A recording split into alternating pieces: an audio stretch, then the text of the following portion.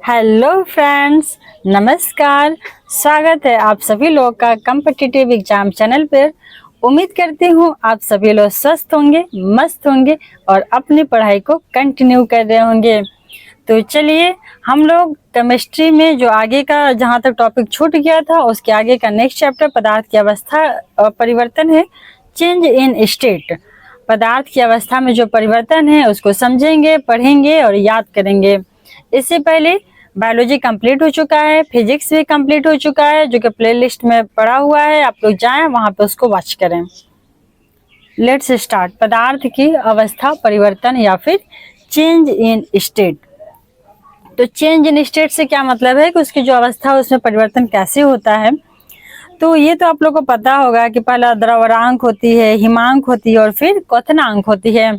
अर्थात एक अवस्था होती है जहाँ पे वो पिघलता है, द्रव में होता है, ठोस से द्रव में जाती है। फिर एक अवस्था होती है जब वो द्रव से भाप बन के गैस बन के जाती है, तो वो होती है क्वथनांक की स्थिति, जहाँ पे वो पदार्थ गैस में परिवर्तित होती है। और फिर एक होती है कि द्रव से वो जब जम करके, जैसे पानी है, वाटर है, तो वो जम करके जब बर्फ बनती है, ठोस में जाती है, तो वो होती है हिमांक पॉइंट। तो उसको डिटेल में पढ़ेंगे। द्रवणांक मेल्टिंग पॉइंट।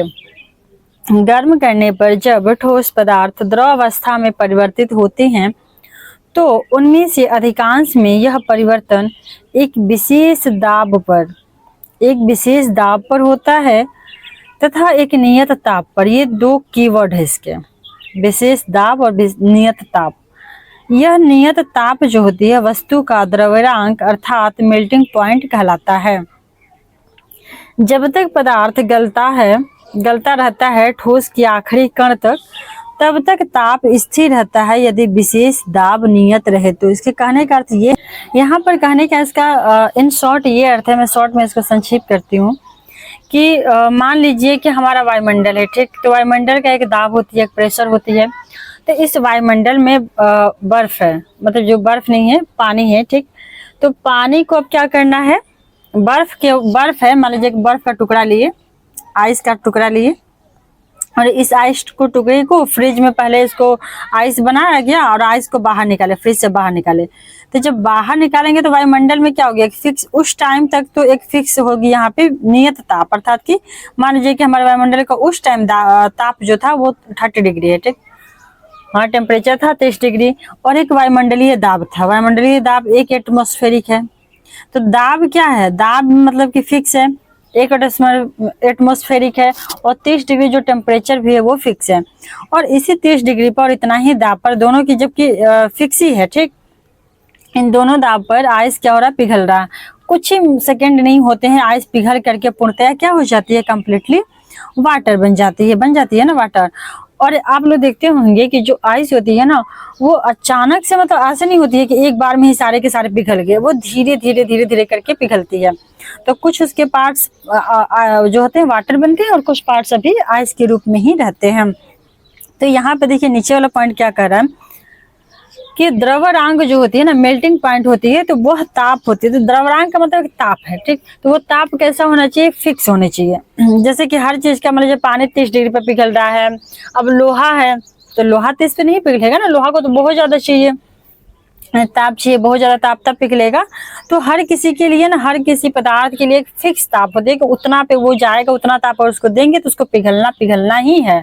अब सोना है, धातु है, एल्यूमिनियम है, कोई भी चीज, दुनिया का कोई भी तत्व जो है, वस्तु है, पदार्थ है, उसको पिघलना है, लेकिन उसके लिए क्या होगी, एक फिक्स ताप होती है। तो वही बोला कि फिक्स ताप पे सबका होता है, वो पिघल ही जाता है। लेकिन एक होती है क्या, हम लोग गुप्त ऊष्मा जब पढ़ेंगे, उसमें पढ़ेंगे, फिजिक्स में पढ़े थे गुप्त ऊष्मा।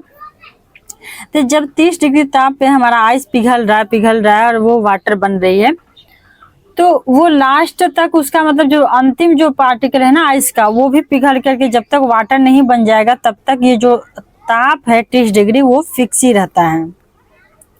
अभी 30 डिग्री जो ताप है वो फिक्स ही रहता है। 30 पर पूरा का पूरा वो कंप्लीट पिघलता है, और 30 पर ही पिघलने में जो 2 सेकेंड या 4 सेकेंड या 5 सेकेंड टाइम लगा, उस टाइम में टोटल ये कितना उष्मा को क्या हुआ कि कंज्यूम किया, यही इसकी गुप्त उष्मा कहलाती है। गुप्त ऊष्मा क्या कहलाएगी कि कितना यह ऊष्मा कंज्यूम किया पूरा का पूरा इसको पिघलने में, और उस समय ताप जो था वो समान ही था। अब देखिए कि वाटर हो गया। अब वाटर ये जो है, तो वाटर 0 डिग्री पे, तो 0 डिग्री पे आइस था, अब 0 डिग्री पे ही ये क्या हो गया, वाटर बन गया। ठीक, तो वाटर बन गया, तब इसको गर्म करेंगे 50 डिग्री तक, मान लीजिए इसको गर्म 50 डिग्री तक कर दे, तो भी तो ये वाटर ही रहेगा ना, चेंज थोड़े होगा, इसका स्टेट चेंज नहीं होगा। अर्थात कि ये वाटर लिक्विड है तो लिक्विड ही रहेगा, द्रव है तो द्रव ही रहेगा, ये चेंज नहीं होगा। तो वही बात यहाँ पे कह रहा है कि जब तक पदार्थ गलता है, ठोस की आखिरी कण तक गलते रहता है, तब तक जो ताप होती है, उसकी जितनी ताप है वो स्थिर रहती है, यदि विशेष दाब, जो उसका दाब है वो नियत रहे, क्योंकि दाब से भी इफेक्ट होता है। ज्यादा दाब लगाएंगे तो वो जल्दी जल्दी गल जाएगा। बर्फ के टुकड़ों का हाथ में लेकर मसल दीजिए, दाब ज्यादा लगा रहे तुरंत पिघल जाएगा ना। नारियल का तेल ठंडी में जम जाती है, उसको तुरंत हाथ से रगड़िए, तुरंत फिर वो हो जाती है, निकल लिक्विड हो जाती है। तो इसलिए दाब उसका फिक्स रखिए, ताप में क्या होगा कि ऑटोमेटिक वो भी फिक्स ही रहेगा जब तक वो पूरा का पूरा पिघल नहीं जाए। चलिए, तो वही उसका होता है। आई होप आप लोग समझ गए होंगे।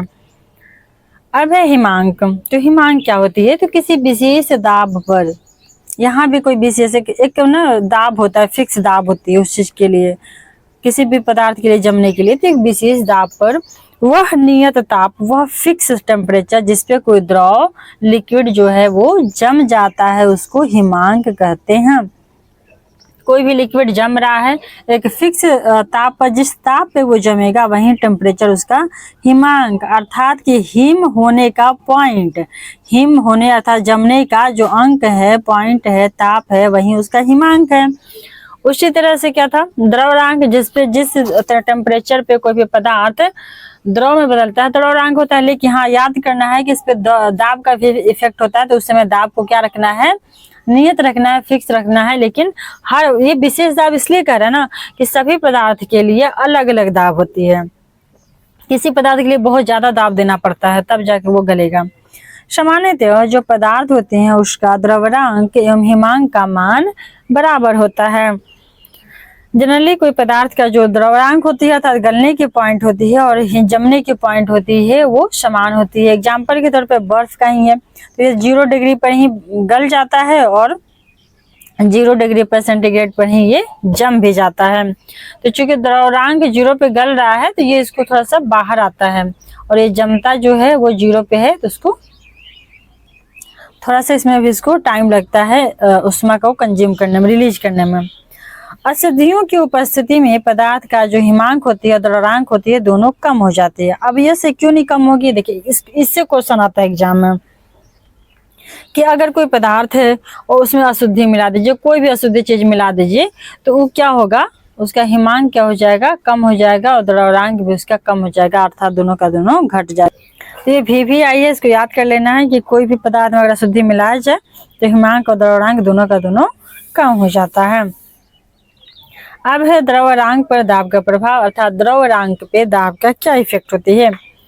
तो उन पदार्थों के द्रव्यांक दाब बढ़ाने से बढ़ जाते हैं जिनका आयतन गलने पर बढ़ जाता है। देखिए, द्रव्यांक क्या होती है, 2 फैक्टर पे डिपेंड करता है, दाब पर और ताप पर, ये सबको पता है।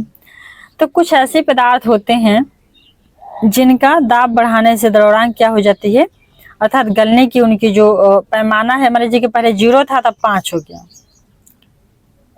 0 से 5 हो गया ना इसका गलने का अंक।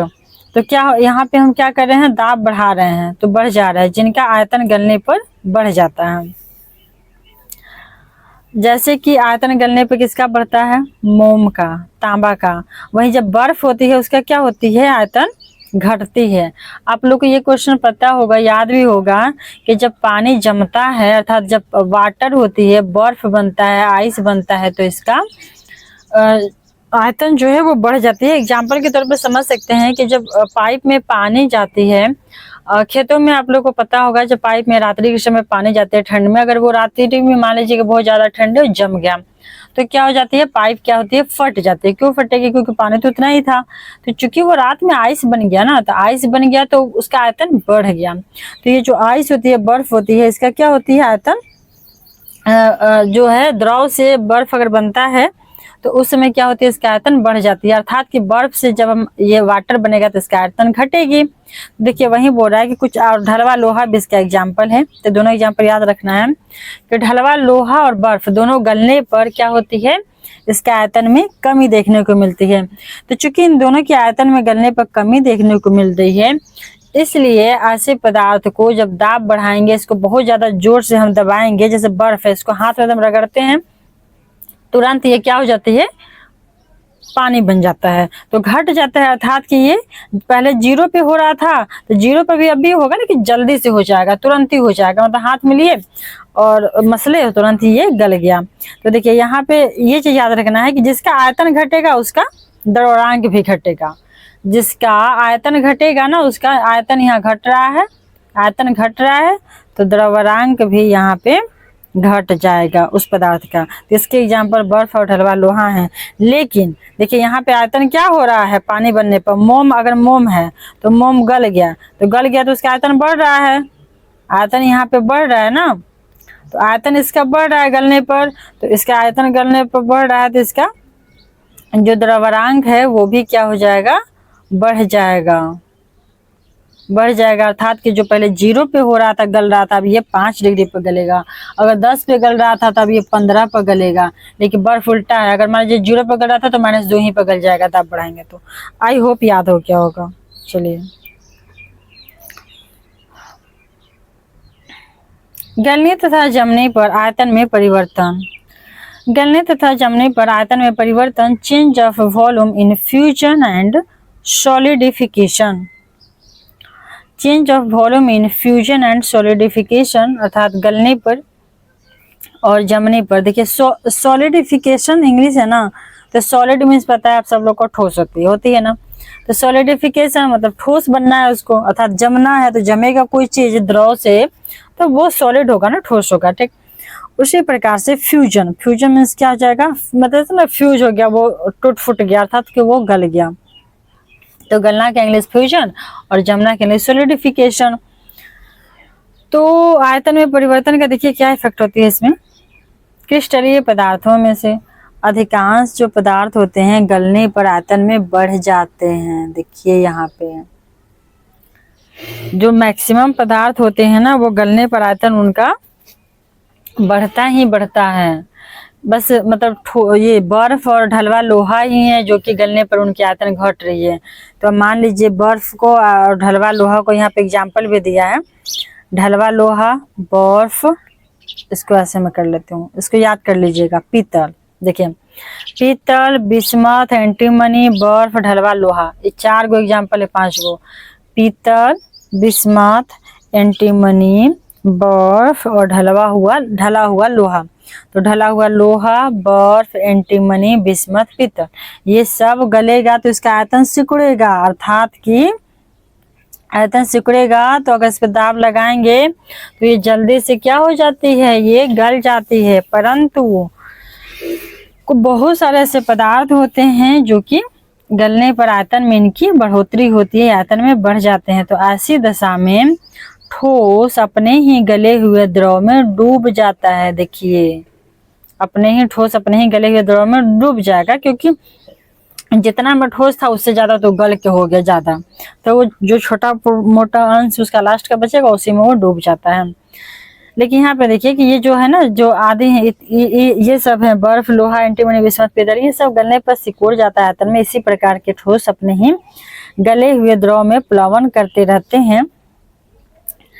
इसी विशेष गुण के कारण बर्फ का जो टुकड़ा होता है गले हुए पानी में प्लवन करता है। इसी गुण की वजह से जो बर्फ का टुकड़ा है पानी में प्लवन करता है, क्योंकि ये क्या करती है, ये अपने से ज्यादा नहीं पानी बनाता है, जितना है उससे भी ये कम ही बनाएगा। तो चूंकि कम ही बनाएगा तो ये डूबेगा क्यों, ये तो तैरेगा।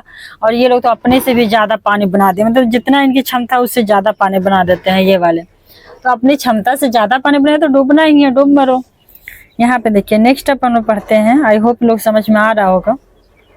सांचे में केवल वे पदार्थ ढाले जा सकते हैं जो ठोस बनने पर आयतन में बढ़ते हैं।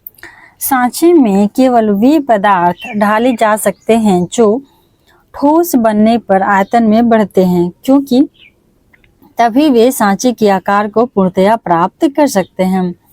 सही बात है।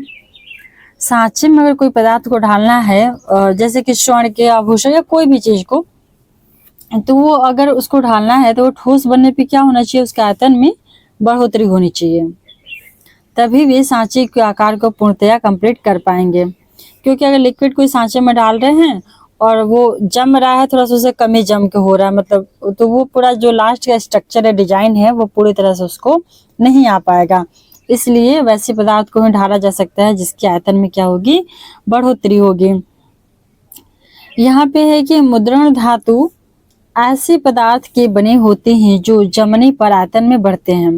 मुद्रण धातु कहने का अर्थ ये है कि जैसे जो जिन धातुओं से मुद्रा बनती है, अभी तो खैर कागज के बन रहे हैं, लेकिन पहले के जमाने में होते थे ना, तांबा जितर ये सब बनते थे, जिंक सोना वगैरह के।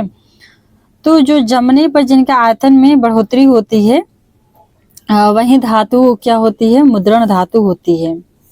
तो वो भी जमने पर आयतन में बढ़ोतरी होनी चाहिए, तभी इनका भी हो सकता है। नेक्स्ट है कि चांदी या सोने की जो मुद्राएं हैं वो ढाली नहीं जाती हैं, केवल मुहर लगाकर बनाई जाती हैं।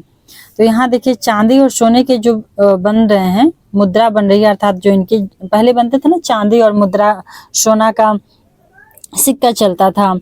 तो चांदी और सोना का सिक्का जब चल रहा है तो उसको ढाला नहीं जा सकता था, क्योंकि वो तो ढालने पे चांदी और सोना क्या होती हैं, ठोस बनने पर वो सिकुड़ती हैं, और जबकि गलने पर वो क्या होती हैं, बढ़ती हैं। गलने पर बढ़ती है ना, हम लोग यहाँ पढ़े थे ना कि कुछ ही जो होती हैं जो कि गलने पर कम होती हैं, सिकुड़ती हैं, जैसे कि था एंटीमनी, बिस्मथ, पीतल था, और ढलवा लोहा और बर्फ था। बाकी तो मैक्सिमम चीजें क्या होती हैं, आयतन बनने पर बढ़ता है, अर्थात आयतन होने मतलब गलने पर बढ़ रहा है, इसका मतलब क्या है कि जो चीजें गलने पर बढ़ रही हैं तो वो जमने पर सिकुड़ेंगी।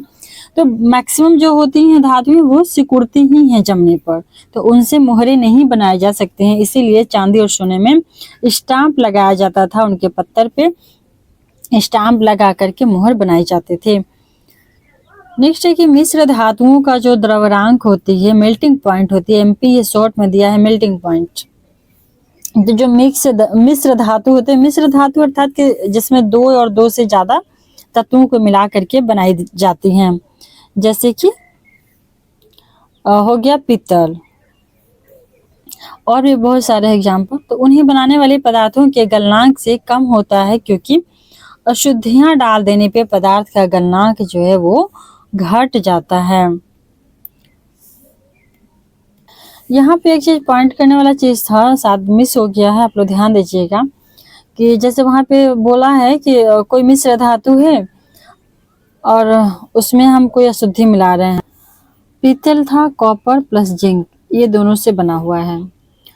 तो इस लाइन के हिसाब से यहाँ पे जो कह रहा है कि चूंकि ये पीतल जो बना है ये कॉपर और जिंक से बना है, तो कॉपर अपने आप में प्योर है, जिंक भी अपने आप में प्योर है, दोनों प्योर है। और चूंकि इन दोनों के एक दूसरे में मिला रहे हैं, तो कॉपर के लिए जिंक अशुद्धि हो गया और जिंक के लिए कॉपर अशुद्धि हो गया।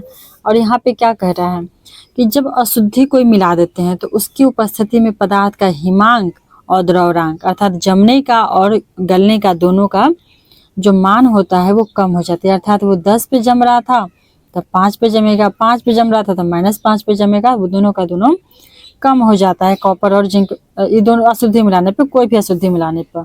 तो वही कह रहा है कि अगर कोई मिश्र धातु है तो चूंकि उसमें एक दूसरे के लिए एक दूसरे के लिए वो क्या है, अशुद्धि ही है। तो चूंकि अशुद्धि है एक दूसरे के लिए, तो इसलिए वो दोनों क्या होती हैं, जम जाती हैं कम ताप पे, कम टेम्परेचर पे, हिमांक जम भी जाती हैं और गल भी जाते हैं। लेकिन यहाँ पे कंफ्यूजन हो सकता है। कंफ्यूजन अब क्या हो सकता है, तो ये हो सकता है कि देखिए यहाँ पे क्या कह रहा है कि जिनका आयतन गलने पर बढ़ता है उनका द्रव्यरांक भी बढ़ता है, यहाँ पे बोला है। तो आप लोग बोलिएगा कि अरे वो तो कंडीशन है सबका, यहाँ पे कैसे कह दिया गया शुद्धि की उपस्थिति में वो दोनों का दोनों कम ही होगा। यहाँ पे तो एक का बढ़ रहा है, यहाँ पे का द्रव्यरांक घट रहा है, अलग अलग केस पे डिपेंड करता है। लेकिन यहाँ पे देखिए नोटिस करने वाला पॉइंट ये है कि यहाँ बढ़ रहा है ठीक है, यहाँ घट रहा है ठीक है। अब यहाँ पे इसके अनुसार तो यहाँ घटना चाहिए इसका भी, लेकिन ये बढ़ रहा है, तो इसलिए बढ़ रहा है क्योंकि यहाँ पे क्या कह रहा है, कंडीशन लगाया है क्या दाब बढ़ाएंगे, एक फिक्स दाब नहीं होगा। यहाँ पे फिक्स दाब था दोनों केस में। यहाँ पे अगर जिन पदार्थों का आयतन और गलने पर बढ़ रहा है तो उनको दाब बढ़ाएंगे तब बढ़ेगा। ये जो उष्मा और होती है यहाँ हिम पर बनने के लिए पदार्थ बाहर से मिलती है। जैसे जल में जब बर्फ का टुकड़ा मिलाया जाता है तो उस समय बर्फ गलेगी। जल में जब बर्फ का टुकड़ा मिलाया जाएगा तो बर्फ गलेगी, परंतु अगर गलने के लिए द्रव्यरांक पर वह जल से उष्मा लेगी, जिससे जल का तापमान घटने लगेगा। तो जब बर्फ को जल में मिलाया जाएगा तो बर्फ क्या होगी, गलने लगेगी, गलना स्टार्ट कर देगी, परंतु उसको उष्मा कहाँ से मिलेगी, तो उसको उष्मा मिलेगी जो जल में विद्यमान पहले से उष्मा है उससे लेगी। तो इस प्रकार क्या होगा कि जल का तापमान घटेगा, क्योंकि बर्फ भी उसका तापमान को ऑब्जर्व उष्मा को कर रही है। तो इस प्रकार से मिश्रण का ताप घट जाएगा। हिमकारी मिश्रण का बनना इसी सिद्धांत पर आधारित है। हिमकारी जो मिश्रण बनता है वो जैसे कि आइसक्रीम वगैरह बनता है तो वो इसी सिद्धांत पर आधारित है। उदाहरण के लिए घर पे अगर आइसक्रीम जमाया जा रहा है तो उसके लिए नमक का एक भाग और बर्फ का 3 भाग मिलाया जाता है। एक भाग में नमक और 3 भाग में बर्फ मिलाया जाता है। इससे क्या होती है कि वो मिश्रण हो जाती है और मिश्रण का जो ताप होती है वो -22 डिग्री सेंटीग्रेड प्राप्त होता है। क्यों होती है, क्योंकि मिश्रण मिलाने पर किसी भी पदार्थ का अशुद्धियां मिलाने पर क्या होती है, द्रव्यरांक और गलनांक दोनों घट जाती है, हिमांक। तो यह 0 डिग्री पर बर्फ होता है, लेकिन इसमें चूंकि नमक अशुद्धि मिला दिया गया इसलिए घट के ये कहाँ पहुंच गया, कितना पे, -22 डिग्री सेंटीग्रेड पे ये पहुंच गया। तो इसका प्रयोग किया जाता है। और नेक्स्ट है वाष्पीकरण या वेपोराइजेशन। तो वाष्पीकरण क्या होती है, जब द्रव से वाष्प में परिणत होने की क्रिया को वाष्पीकरण कहलाता है। जब कोई भी द्रव उबल के भाप बनने लगती है, गैस बनने लगती है, तो वहीं उसका वाष्प बनना वाष्पीकरण कहलाता है। वाष्पीकरण 2 प्रकार से होती है, पहला वाष्पन और दूसरा क्वथन, बॉइलिंग। तो वाष्पन के प्रकार से भी होता है वाष्पीकरण और क्वथन के प्रकार से भी होता है। तो अब हम लोग समझेंगे कि वाष्पन क्या होती है और क्वथन क्या होती है, इन दोनों में क्या अंतर है। तो यहाँ पे कह रहा है कि क्वथनांक से अगर कम ताप पर कोई भी द्रव वाष्प में परिवर्तित होता है तो इस क्रिया को वाष्पन कहते हैं। एग्जाम्पल के तौर पे हम लोग समझ सकते हैं कि जब बारिश होती है और बारिश में जो पानी होता है रोड पे या कहीं भी किसी भी जगह पे जमा हो जाती है, तो जो कहीं भी जमा पानी होती है वो वहां पे उबलता नहीं है। उबलना तो आप लोग को पता होगा, जैसे पानी हम गैस पे रख करके उबालते हैं तो पूरा वो उबलने लगता है, ठीक। लेकिन क्या होती है कि जो बाहर रोड पे या फिर कहीं गड्ढे में पानी होती है वो पानी उबलती नहीं है, परंतु धीरे धीरे वो खत्म हो जाती है पानी। तो वो पानी कैसे खत्म होती है, क्योंकि वो पानी तो उबली नहीं है, 100 डिग्री तापमान तो उसको मिला नहीं है। तो वो धीरे धीरे क्या हो रही है कि सूर्य के प्रकाश से वाष्प में बदल रही है और वाष्प में बदल करके वो धीरे धीरे उड़ करके खत्म हो जा रही है। तो इस प्रक्रिया को वाष्पन कहते हैं, क्योंकि यहाँ पे पानी जो उड़ा वाष्प बना तो वो क्वथनांक से कम ताप पर बना। क्योंकि उबलने का पॉइंट पानी का तो 100 डिग्री है, पानी तो उबलती नहीं है, वो तो ऐसे नॉर्मल रहती है, बस हीट रहती है पानी, लेकिन वो वाष्प में धीरे धीरे परिवर्तित हो जाती है, ऊपर का फिर उसके ऊपर कैसे कर करके। तो ये हो गया वाष्पन, अर्थात क्वथनांक से कम ताप पर ही वो उड़ जाएगी। मान लीजिए 70 या 60 में ही वो भाप बनने के वाष्प बन के उड़ जा रही है। वाष्पन की क्रिया होती है जो निम्न बातों पर डिपेंड करती है। तो चूंकि वाष्पन होता कैसे है, क्योंकि पानी का तो है कि चलो वो बॉयल होगा तभी उड़ेगा, लेकिन वाष्पन कैसे हो जाती है। तो पहला इसमें कंडीशन है कि वो क्वथनांक जो होते हैं इसका कम होता है। क्वथनांक जितना कम होगा वाष्पन की क्रिया उतना ही अधिक तेजी से होगी। तो अगर क्वथनांक बहुत ज़्यादा कम है, जैसे कि जैसे कोई भी पदार्थ है या कोई भी तरल है 50 डिग्री पे ही वो बॉयल होने लग रहा है, तो उसका क्वथनांक कम है, तो ये कहीं भी रहेगा तो इसका वाष्पन जल्दी से तेजी से होगा, क्योंकि ये कम ताप पर भी ये जल्दी से वाष्प में परिवर्तित हो जाएगी। तो जितना ही किसी तरल पदार्थ का क्वथनांक कम होगा उस वाष्पन की क्रिया उसकी उतना ही अधिक तेजी से होती है। सेकेंड है, दूसरा पॉइंट ये क्या कह रहा है कि दूसरा पॉइंट कह रहा है द्रव का ताप। द्रव का ताप अर्थात जब किसी द्रव का ताप अधिक होता है तो उससे भी वाष्पन अधिक होती है। अब लिक्विड को ज़्यादा से ज़्यादा ताप देंगे तो ऑब्वियस है, ये तो अपने से भी सोचा जा सकता है कि वाष्प देंगे, मतलब उसको ज़्यादा से ज़्यादा ताप देंगे, हीट करेंगे तो क्या होगा, जल्दी से जल्दी वाष्प में बदलेगा। थर्ड पॉइंट है कि द्रव का खुला पृष्ठ का क्षेत्रफल। तो जो ऊपर का उसका सतह है वो अगर क्षेत्रफल अधिक हो गया तो भी वाष्पन तेजी से होगा, क्योंकि मान लीजिए कि थोड़ा सा पानी है, जैसे कोई गिलास है, ठीक, तो हम गिलास में पानी रख दिए धूप में, और एक गिलास में पानी है, उतना ही पानी है, मान लीजिए कि 1 लीटर का गिलास है, इसमें 1 लीटर हम गिलास में पानी रख दिए और उसको धूप में रख दिए। अब वहीं पे एक बड़ा सा थाली ले लिए, ठीक, थाली ले लिए और थाली में पानी रख गया 1 लीटर।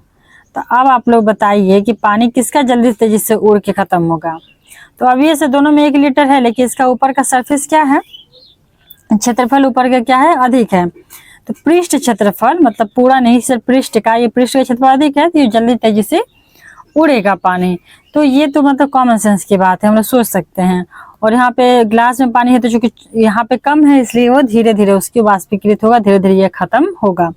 अगर नहीं वो है बिलीव तो आप लोग घर पे अपने छतों पे रख करके ट्राई कर सकते हैं। द्रव के खुले पृष्ठ का क्षेत्रफल हो गया। अब देखिए 4 पॉइंट क्या है जिस पे डिपेंड करता है वाष्पन। तो 4 पॉइंट ये कह रहा है कि द्रव का पृष्ठ पे, चूंकि वही बात है, द्रव का पृष्ठ क्षेत्रफल यहाँ पे था, देखिए यहाँ पे पृष्ठ, तो वही पृष्ठ वाला ही बात हो रहा है, मतलब जो ऊपर का सतह होती है। तो चूंकि द्रव के पृष्ठ पर वायु बदलने पर वाष्पन तेजी से होगा, पृष्ठ पर अगर वायु बदल रही है तो वाष्पन तेजी से होगा। सेकेंड है कि द्रव के पृष्ठ पर वायु का दाब जितना ही कम होगा वाष्पन उतनी ही तेजी से होगी। ठीक है, सही बात है।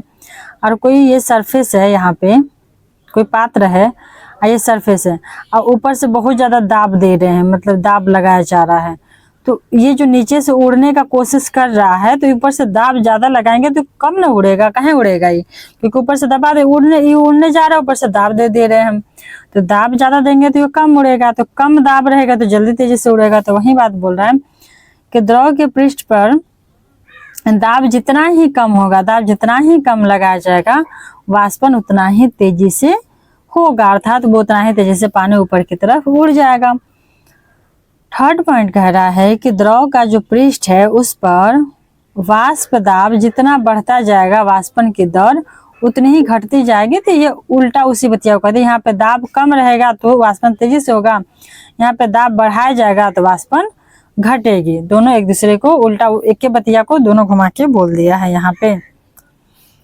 और फर्स्ट वाला था कि वायु बदलने पर वाष्पन तेज होता है, मतलब वायु यहाँ से तेज से वायु गुजर रही है, ठीक, यहाँ से तेज से वायु ऐसे साइड से जा रही है तो वो भी तो पानी उड़ा के ले जाएगी, इसलिए वो कह रहा है कि वायु तेजी से होगी तो वाष्पन भी होगा। अब सेकेंड है क्वथनांक क्या है, बॉइलिंग क्या है, वाष्पन तो हम लोग पढ़ लिए। क्वथनांक क्या होती है, बॉइलिंग पॉइंट क्या है, तो दाब के किसी दिए हुए नियत मान, दाब का कोई भी फिक्स मान होना चाहिए, उस फिक्स मान के लिए कोई द्रव उबल करके द्रव अवस्था से वाष्प अवस्था में परिणत हो जाती है, वह नियत ताप ही द्रव का क्वथनांक कहलाता है। कहने का अर्थ इसको यह है कि यहाँ पे बिना उबले ही पानी वाष्प में परिवर्तित हो रही थी, और यहाँ पे पानी पहले बॉईल होगी, जो हम लोग गैस पे करते हैं, पहले बॉईल होगी उसके बाद पानी भाप में बदल के उड़ेगी। तो जिस पॉइंट पे, जिस ताप पर यह पानी यहाँ पे बॉईल हो रही है, वही ताप जो टेम्परेचर होती है उसकी कहलाती है क्या, बॉइलिंग पॉइंट। बॉइलिंग बीपी इसको कह सकते हैं, बॉइलिंग पॉइंट कहलाते हैं जिस ताप पे उबल के यह भाप बनती है। नेक्स्ट है कि दाब बढ़ने से द्रव का क्वथनांक बढ़ जाता है। ठीक है, दाब जब बढ़ाया जाएगा तो द्रव का क्वथनांक क्या हो जाएगा, यहाँ पे बढ़ जाएगा, और दाब घटाने से द्रव का क्वथनांक घट जाता है। तो इसको हम लोग समझ, यहाँ पे समझने वाला बिंदु पॉइंट ये है कि दाब बढ़ाएंगे तो क्वथनांक बढ़ जाएगा, क्यों नहीं बढ़ेगा। अब देखिए यहाँ पे हम पात्र एक ले लिए, वहीं फिर से कंसेप्ट है, यहाँ पे एक पात्र ले लिए और इसमें रख दिए पानी, ठीक, इस पात्र में है पानी, इसके अंदर पानी है। अब क्या हो रहा है कि यह वाष्प तो बनेगा कहाँ से, मतलब क्वथनांक यहाँ पे उबलेगा, पानी यहाँ पे उबल रहा है पूरा, और मान लीजिए 100 डिग्री पे उबल रहा है, ठीक। और यहाँ से ऊपर कोई नहीं, वायुमंडल का दाब है सिर्फ। लेकिन क्या हो रहा है, वायुमंडल का दाब है, नॉर्मल है तो 100 डिग्री पे हो रहा है, पर यहाँ पे हम दाब एक्स्ट्रा लगा दिए। ऊपर से दाब क्या हुआ कि एक्स्ट्रा यहाँ पे लगा दिया गया। तो जो ऊपर से दाब लगाया जाएगा तो ये जो 100 पे उबल रहा था, तो क्या अभी भी ये उबलेगा? अब ये तो धीरे धीरे, क्योंकि कोई भी चीज़ पर दाब जब लगाएंगे तो वो क्या हो जाएगा, वो रुक जाएगा, सिकुड़ जाएगा, ठीक। तो दाब लगा है तो जो गैस बन के यहाँ से उड़ रहा था, तो ये तो फिर वापस आ जाएगा, नीचे आ जाएगा। तो इसका मतलब क्या हुआ कि जो क्वथनांक है अब 100 पे यहाँ पर बॉईल करना, ये धीरे धीरे बंद कर देगा। फिर इसको और ताप, यहाँ नीचे से और ताप और टेम्परेचर देंगे, तब जाके ये बॉईल होगा। अर्थात ये बढ़ के अब कितना हो जाएगा, मान लीजिए अप्रोक्स 105 110 जितना भी हो जाए, यहाँ पे एग्जैक्ट आंकड़ा नहीं दिया हुआ है, लेकिन कुल मिला कहने का ये अर्थ है कि उसका जो उबलने का था, ताप था, टेम्परेचर था, वो अब बढ़ गया, उसमें क्या हो गई, वृद्धि हो गई। क्यों वृद्धि हो गई? क्योंकि उसमें दाब ऊपर से एक्स्ट्रा लगा दिया गया। तो वही बोल रहा है कि जब दाब बढ़ाएंगे तो क्वथनांक बढ़ जाएगा। लेकिन देखिए अब क्या कह रहे हैं कि अगर दाब घटाएंगे, जैसे कि एग्जाम्पल के तौर पे पहाड़ पे गैस कुकर वाला है यहाँ पे, तो कुकर लेके पहाड़ पे गए, ठीक। ये कुकर है, इसको लेके पहाड़ पे चला गया कोई, तो पहाड़ पे क्या होती है, दाब क्या होती है, कम होती है, दाब कम होती है ना। तो वहां पे उबलने का उसका जो बिंदु पॉइंट होती है, चूंकि दाब यहाँ पे कम होती है, तो मतलब ये क्या करेगा, अपना बहुत कम ही दाब पे ये तुरंत ही यहाँ पे उबलेगा, तुरंत ही ये ऊपर उड़ने लगेगा। तो यहाँ पे क्या हो जाएगा, जो उसके उबलने की क्वथनांक बिंदु है, क्वथनांक बिंदु क्या हो जाएगी, घट जाएगी। जो जमीन पे, धरती पे 100 पे उबल रहा था, यहाँ पे अब 60 पे ही ये उबलना स्टार्ट कर देगा। इसीलिए जब पहाड़ों पे जाते हैं कुकर में खाना बनाने के लिए लोग जाते हैं, तो वहाँ पे क्या होती है, देर से पकता है, ठीक। तो चूंकि यहाँ पे 60 डिग्री पे ही ये यहाँ बॉईल होने लग रहा है, तो 60 डिग्री पे जब बॉईल होने लगता है तो यहाँ पे खाना नहीं पक पाती है, और थोड़ा इसको टाइम लगता है पकने में, क्योंकि वहाँ पे दाब क्या होती है, पहाड़ों पे कम होती है। दाब कम होने की वजह से क्या होता है कि जल्दी से भाप बन के ये उड़ जाता है 60 पे, जो कि यहाँ इसको बॉईल होना चाहिए 100 पे। तो वही बात यहाँ पे करे कि क्वथनांक या तो घट गया ना, दाब जैसे ही कमा क्वथनांक घट गया, और दाब जैसे ही बढ़ा क्वथनांक बढ़ गया, ठीक। तो रटना नहीं है, इसको समझना है और समझ करके क्वेश्चन बनाना है। परंतु हम लोग अभी कुछ देर पहले पढ़े थे क्या, कि जब हिमांक और जो द्रवरांक होती है उसके केस में थोड़ा सा अलग होता है। यहाँ पे देखिए क्या कह रहा है कि घुलनशील जब अशुद्धियां मिला दिया जाता है तो उस टाइम क्या होती है, क्वथनांक बढ़ जाती है। परंतु जब हिमांक और द्रवरांक का बात था, उसमें अगर अशुद्धि मिलाई जा रही थी तो द्रवरांक और हिमांक घट रही थी। तो इसको थोड़ा समझना है अच्छे से कि जब हिमांक और द्रवरांक में अशुद्धि मिलाया जा रहा था तो वो घट रहा था, परंतु जब अशुद्धि मिलाया जाता है क्वथनांक के समय, तो उस टाइम जो क्वथनांक का मान होता है बढ़ता है। इससे ऐसे हम लोग समझ सकते हैं कि मान लीजिए पानी है वो 100 पे, जैसे कि वाटर है यहाँ पे 100 डिग्री पे उबल रहा है, लेकिन इसमें मिला दिए नमक। अब नमक मिला दिए तो ये हो गया अशुद्धि। तब क्या अपने से सोचिए, क्या ये 100 पे उबलेगा? अब नमक को भी उबलने के लिए तो कुछ हमको ताप देना पड़ेगा, चूंकि ठोस है। तो पहले तो इसको गलना है, फिर गलने के बाद इसको बॉईल होनी है, फिर बॉईल होने के बाद उसको वाष्प बनना है, तो इसके लिए अलग से हम ताप देंगे, तो इसके लिए अलग से देंगे। इसके लिए तो ऑलरेडी 100 डिग्री दे ही रहे थे, तो दोनों जोड़ देंगे तो ज़्यादा ना हो जाएगा उसका ताप। तो इसीलिए जब अशुद्धि मिला दिया जाता है तो क्वथनांक क्या होती है, बढ़ जाती है। लेकिन द्रवरांक के केस में, हिमांक के केस में ऐसा नहीं होता है। क्यों नहीं होता है? क्योंकि वहाँ पे वो जो ताप होती है ना, वो उसमें से ही ऑब्जर्व करती है, और वो जैसे कि कोई लिक्विड है, पानी ही है, तो वो जम जाती है। उसमें अशुद्धि मिला देंगे तो और कम ताप पे ही वो क्या हो जाएगी, जम जाएगी। विभिन्न द्रव का क्वथनांक यहाँ पर दिया गया, इसका वैल्यू है, इसको याद करना है। तो द्रव अर्थात जल का क्वथनांक होती है 100 डिग्री, जल का क्वथनांक 100 डिग्री।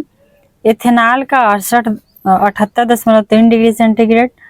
क्लोरोफॉर्म 62 डिग्री सेंटीग्रेड पे उबलता है, और एसीटोन जो होती है वो 46 डिग्री सेंटीग्रेड पे उबलना शुरू कर देती है। और इसके बाद अब हम लोग नेक्स्ट स्टार्ट करेंगे। नेक्स्ट है परमाणु संरचना। तो परमाणु संरचना को पढ़ेंगे अगले वीडियो में। इस वीडियो में बस इतना ही तक पढ़ेंगे। और एक चीज मैं बता दूं, यहाँ पे शायद आप लोगों को कंफ्यूजन होगा कि जैसे हम लोग अभी पढ़े थे क्वथनांक के बारे में कि क्वथनांक में कुछ अशुद्धि मिलाएंगे तो अब 100 पे उबल रहा था, हमारे जिसमें नमक मिला दिया तब 105 पे उबलेगा। उसी तरह से द्रव्यांक जो था दोनों कम रहा था ना। देखिए अशुद्धि मिलाने पे यहाँ क्या है, दोनों कम हो जा रहा था। तो कम कैसे हो रहा था इसको ऐसे समझते हैं। मान लीजिए कि 0 डिग्री पे जम जा रहा है, पानी बर्फ हो रहा है, पानी बर्फ हो जा रही है, ठीक, आइस हो जा रही है, वाटर आइस 0 डिग्री पे हो रही है। अब इस वाटर में हम क्या कर रहे हैं, वाटर में प्लस मिला दिया जा रहा है आपको नमक। वाटर में नमक मिला दिए, तो अब इसको आइसक्रीम बनाना है, नमक मिला दिए। तो जस्ट अभी दिया था कि ये अब कितना डिग्री पे जमेगा, तो -22 डिग्री पे, -22 डिग्री सेंटीग्रेड पे जमेगा। तो चूंकि 0 से इसका वैल्यू कम है ना, तो ये 0 डिग्री पे कम रहा था, यहाँ पर -22 डिग्री पे कम रहा था। और ये -22 डिग्री पे क्यों जम रहा है, क्योंकि पानी तो 0 डिग्री पे जम जाएगा, लेकिन नमक जो ठोस है उसको जमने में कुछ और चाहिए, उसको और ठंडा करना पड़ेगा, फ्रिज में और ठंडा करना पड़ेगा। तो जब बहुत ठंडे उसको करेंगे तो तापमान और घटेगा, क्योंकि 0 पे अब नहीं मतलब जम जाएगा।